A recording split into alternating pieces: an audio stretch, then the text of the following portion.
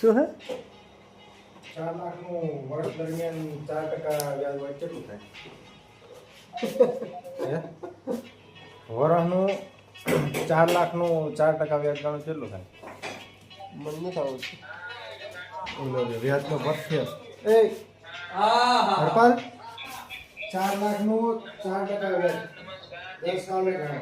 જરા શું કરો વિપુલભાઈ તમે 4% વ્યાજ. હા 4 લાખ આ તરસ લાગે પાણી મહિને પીવું મહિનેની. તમારે બની ગઈ દાલ દાલ બની ગઈ કેટલું વ્યાજ આવે છે? 4%.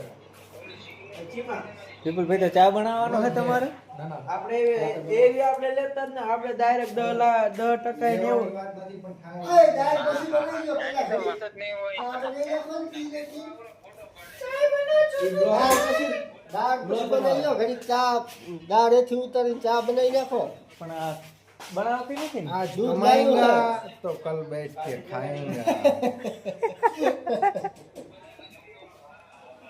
આપણે ભાઈ ડાયલોગ